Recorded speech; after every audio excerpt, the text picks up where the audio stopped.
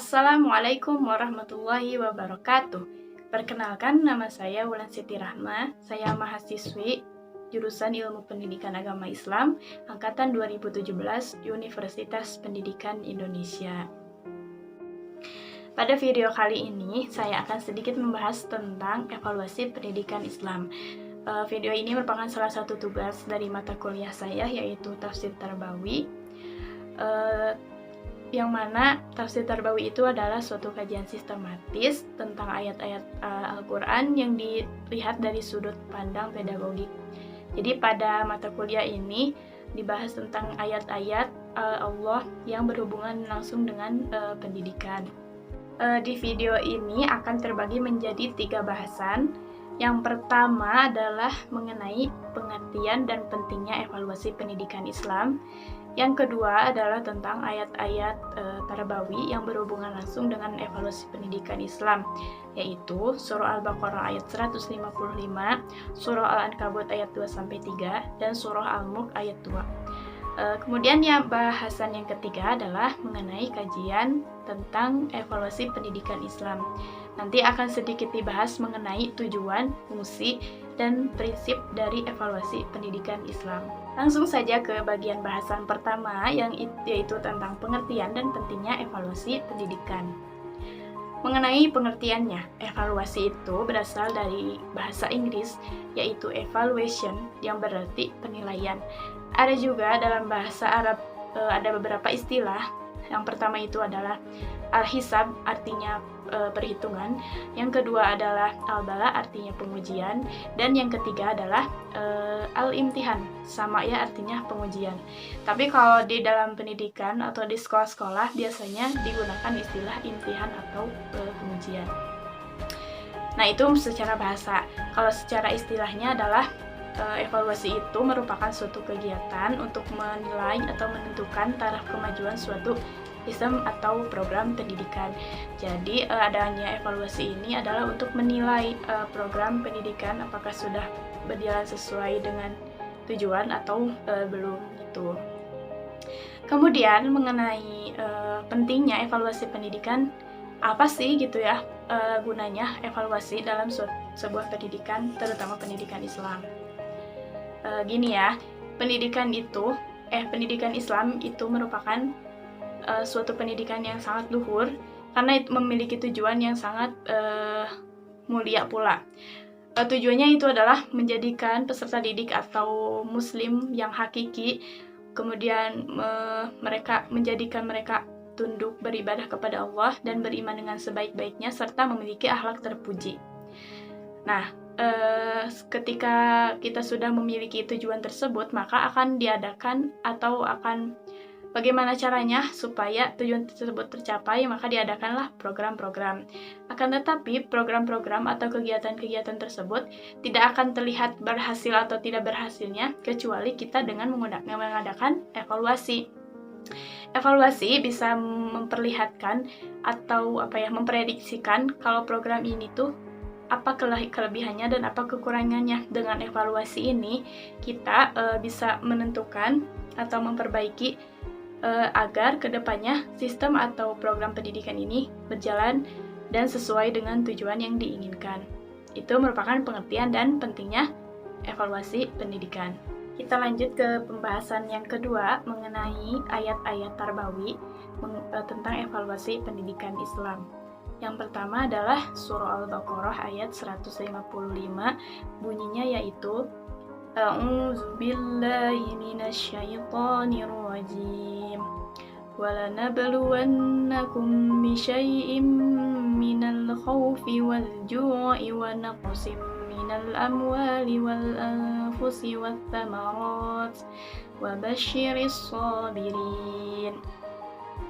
Artinya adalah, dan akan aku berikan cobaan kepada kalian dengan sedikit ketakutan, kelaparan, kekurangan harta, jiwa, dan buah-buahan, serta berikanlah kabar gembira kepada orang-orang yang sabar. Salah satu tafsirnya adalah menurut Quraisy Shihab bahwa Allah menurunkan ayat ini untuk menguji kesabaran manusia. karena kunci dari cobaan itu adalah sabar. Ketika Allah atau seorang itu mengaku dia beriman, maka Allah akan mengujinya dengan berbagai macam musibah atau cobaan, baik itu yang menyakitkan, yang menyedihkan, atau yang menyenangkan. Allah akan mengujinya apakah dia bersabar dan bertawakal kepada Allah atau malah ingkar. Nah, salah satu ujiannya yaitu adalah yang tertera di ayat tadi, yaitu mengenai sedikit ketakutan, kelaparan karena kekurangan makanan bisa jadi, kemudian karena kekurangan harta, jiwa, bisa jadi karena pembunuhan atau kematian, dan kekurangan karena buah-buahan bisa jadi karena kekeringan. Itu menurut salah satu tafsir. Dan berikanlah kabar gembira kepada orang-orang yang sabar. Kabar gembira di sini adalah surga. Jadi ketika hambanya itu bersabar ketika mendapat ujian atau cobaan, Allah akan memberikannya kabar gembira berbentuk surga. Itu. Kemudian bagaimana sih orang yang sabar itu? Orang yang sabar itu adalah ketika diberikan ujian, mereka mengatakan inna lillahi wa inna ilaihi raji'un. Sesungguhnya kami milik Allah dan kepadanya lah kami kembali.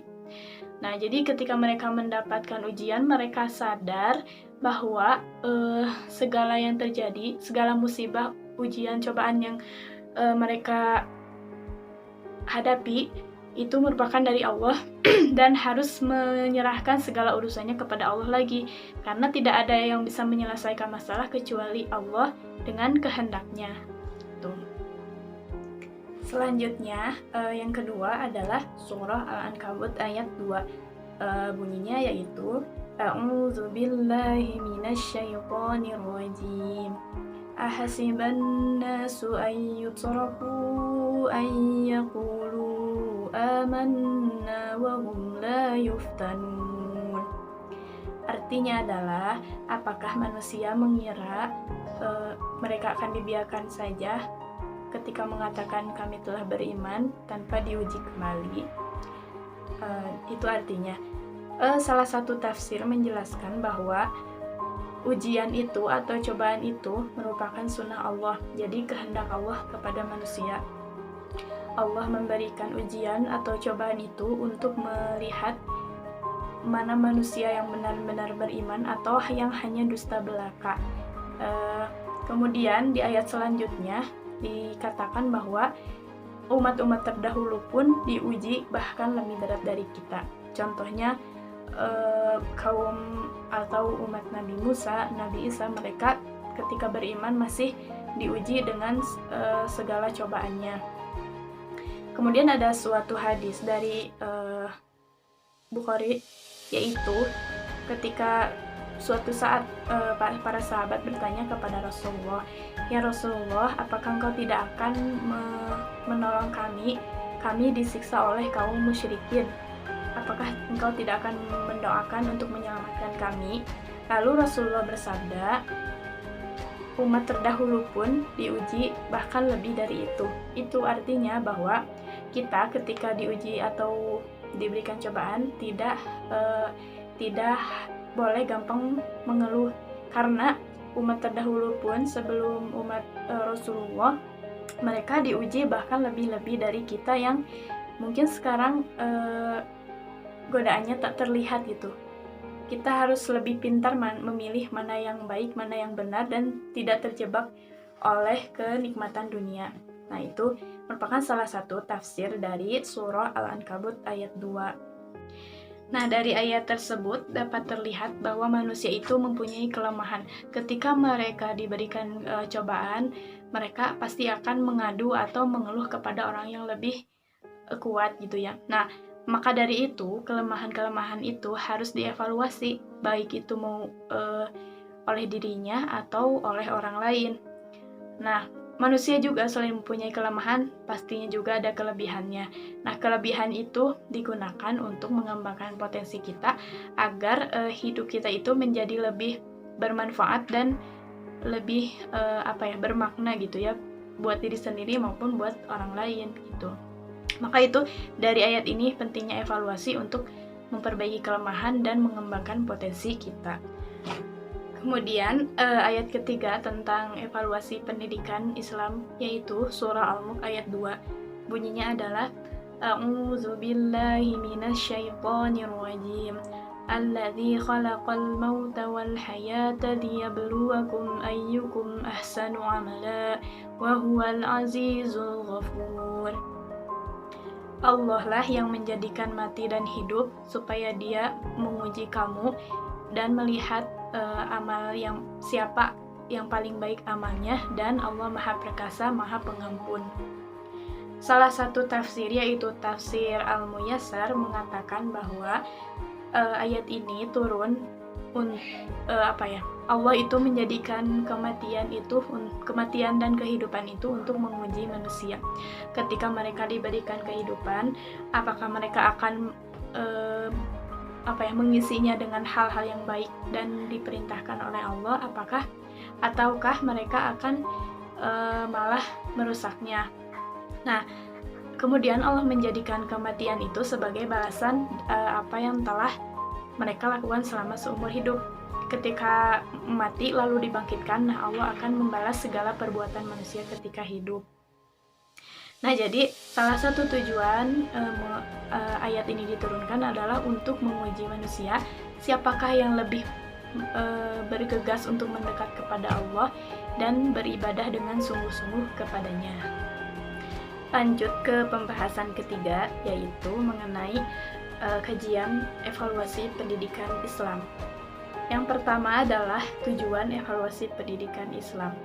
Menurut salah satu buku, tujuan atau sasaran diadakannya evaluasi pendidikan Islam ini adalah terbagi menjadi 4. Yang pertama yaitu untuk mengetahui hubungan diri atau hubungan peserta didik dengan sang kholik.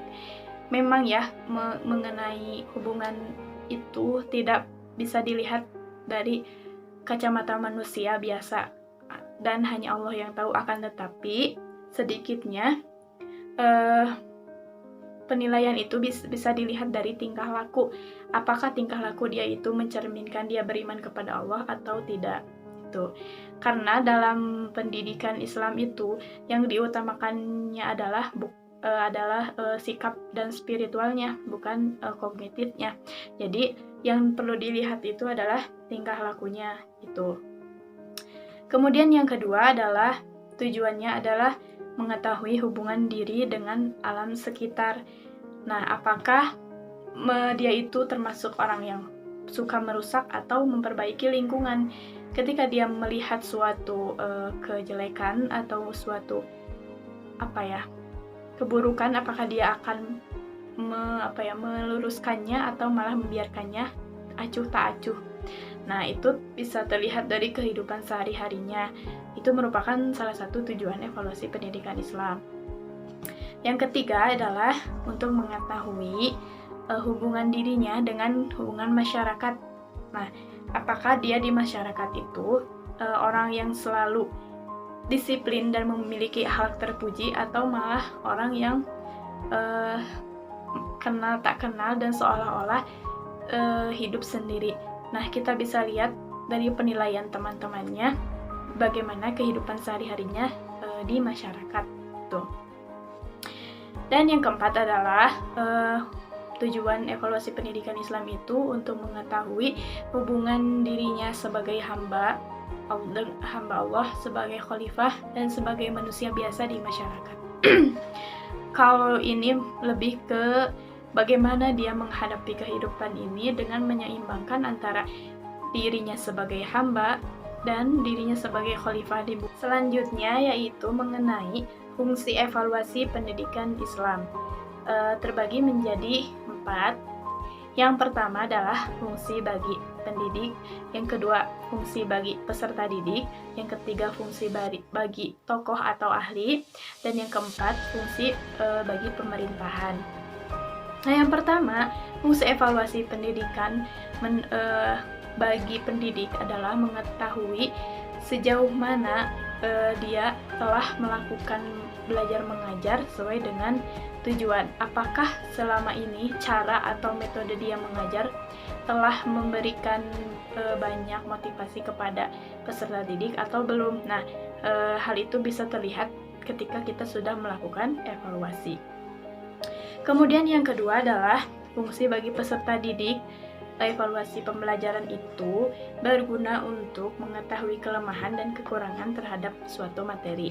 Ketika kita melakukan suatu evaluasi atau tes dan nilai kita kecil, maka bisa jadi kita lemah dalam hal itu, sehingga peserta didik bisa lebih mengembangkan dirinya untuk belajar agar hasilnya lebih memuaskan. Kemudian yang ketiga adalah fungsi bagi para ahli atau tokoh. Fungsinya itu adalah melihat sejauh mana metode, media, sarana prasarana, dan lingkungan lainnya mendukung dalam proses pendidikan. Ketika hasil evaluasi peserta didiknya sudah mencapai tujuan, maka metodenya bisa dibilang sudah memadai. Tapi ketika hasil evaluasinya belum memuaskan, maka harus ada yang dirubah. Yang keempat adalah fungsi bagi pemerintahan. Di sini fungsinya adalah melihat sejauh mana kebijakan yang telah pemerintah buat itu bisa memajukan sistem pendidikan atau belum, bisa mewujudkan tujuan pendidikan atau belum. Nah, hal ini bisa terlihat dari evaluasi. Bahasan yang terakhir adalah tentang prinsip evaluasi pendidikan Islam. Sama seperti prinsip evaluasi pendidikan pada umumnya, yaitu ada 4. Yang pertama adalah sesuai dengan tujuan. Nah, ketika membuat suatu evaluasi, kita harus mempertimbangkan dan mengarahkan evaluasi itu kepada tujuan. Misalnya, ketika kita membuat soal untuk tes ujian, kita harus mengacu pada kompetensi dasar yang menjadi tujuan dalam materi tersebut. Itu salah satu contohnya. Kemudian yang kedua adalah sesuai dengan fakta, tidak dengan rekayasa. Ketika kita membuat suatu evaluasi atau penilaian terhadap peserta didik, maka nilai itu harus dengan apa adanya, sesuai fakta. Tidak boleh dibuat-buat yang jatuhnya tidak adil. Ketika kita dalam kelas, maka peserta didik itu merupakan orang-orang yang setara, meskipun mereka beda status sosial, status ekonomi, tapi ketika di kelas mereka harus diperlakukan sama dan diberikan nilai sesuai dengan kemampuan mereka. Kemudian yang ketiga adalah evaluasi itu harus menyeluruh. Artinya, tidak hanya sebagian saja yang dinilai. Misalkan, kalau ketika melakukan evaluasi, tidak hanya mempertimbangkan kognitifnya saja, akan tetapi sikap, spiritual, dan keterampilannya juga harus dinilai. Karena itu merupakan salah satu perkembangan dari peserta didik. Kemudian yang keempat adalah berkelanjutan. Artinya, evaluasi itu tidak boleh dilakukan hanya sekali dalam setahun atau sekali dalam sebulan. Artinya, kalau bisa, seorang pendidik itu harus memperhatikan kemajuan peserta didik, kemajuan tingkah laku, kemajuan kognitif peserta didik setiap harinya. Dengan itu, pendidik bisa menilai dengan akurat dan sesuai dengan kemampuan mereka. Sekian video dari saya. Semoga bermanfaat. Mohon maaf apabila banyak kesalahan. Terima kasih sudah menonton sampai selesai. Wassalamualaikum warahmatullahi wabarakatuh.